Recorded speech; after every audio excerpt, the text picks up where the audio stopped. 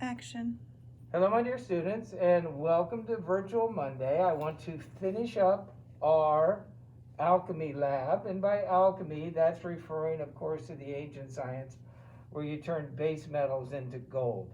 We took pennies and turned them golden colored by galvanizing them, coating them with a layer of zinc, and then heating that zinc and melting it into the copper to form an alloy of zinc and copper that is golden colored and is commonly known as brass.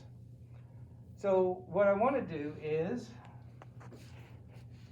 go to your lab assignment.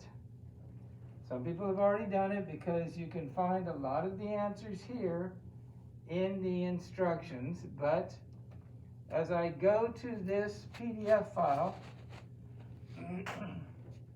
you will see some questions that you have to answer. For example, the year of the penny.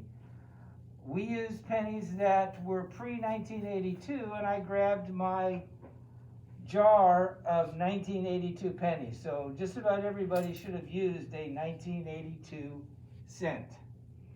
Technically, America does not have pennies, we only have cents. And if you look on it, it says 1 cent, not 1 penny, like the British penny. And it says, what color did it turn when mixed with granular zinc and the zinc chloride solution? Well, if you look at the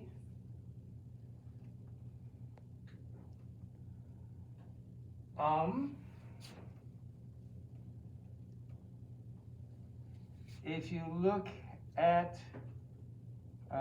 what they're asking, after we mixed it with zinc and zinc chloride solution and boiling zinc chloride solution for between 5 and 10 minutes, the pennies all turned silver colored. And then I had you take one of your 2 pennies, if you were in class, but students took one of them, heated it, and upon heating, it turned a golden color.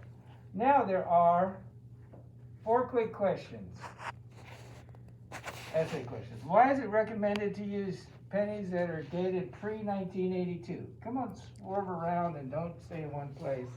Get me from different angles because I need you to look at these pennies right here.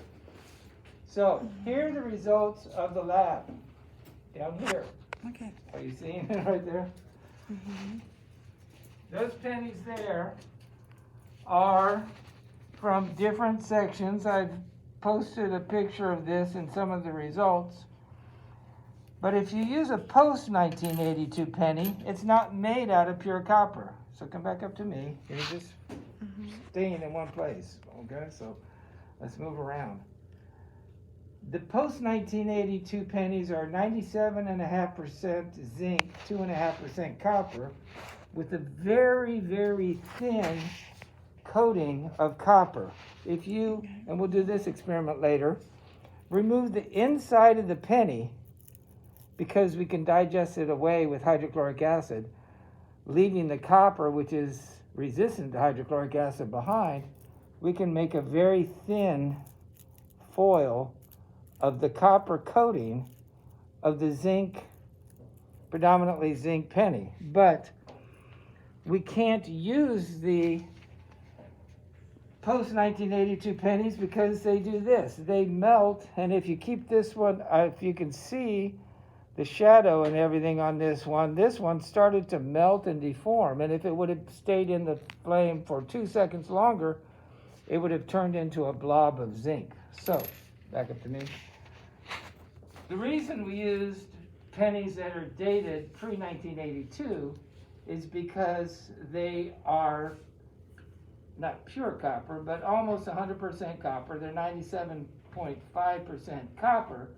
They're solid copper, and they do not heat, they do not deform when heated in the lab procedure.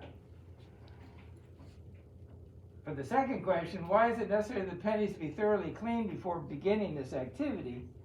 we were depositing zinc onto our penny in an electrolytic process, and we need a contact between the metals, zinc, and the copper and the zinc ions in solution.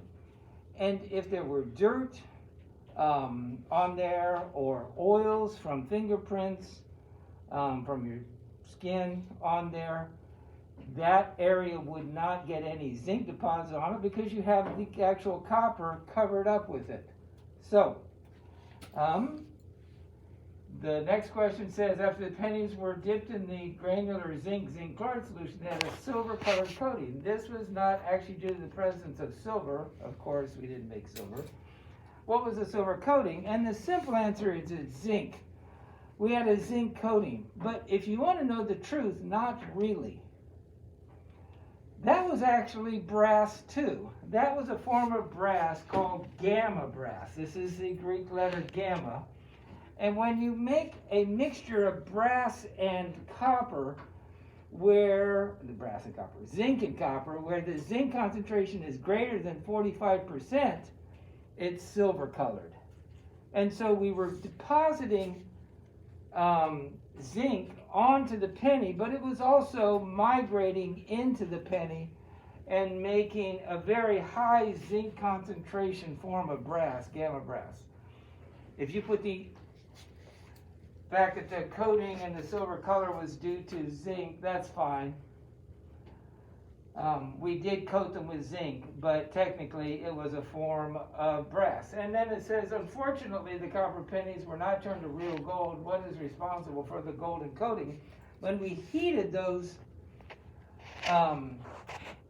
zinc-coated pennies, galvanized pennies, and we heated them up in a very hot flame for 2 to 5 seconds. It didn't take long if you watched the video or if you did it in lab.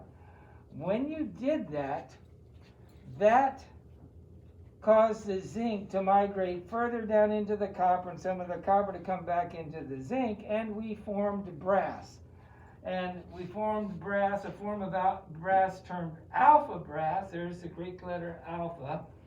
And that's brass with a low zinc percentage of composition, less than 35%. And so we formed the alpha form of brass, which gives a brassy golden color, and that's what the color was responsible for. So use that information to answer your 4 questions, complete the assignment, and hand it in. It's due tomorrow or Tuesday, and we'll see you at the next virtual Monday, and for those of you who are face-to-face, we'll see you tomorrow in class. In the meantime, stay safe.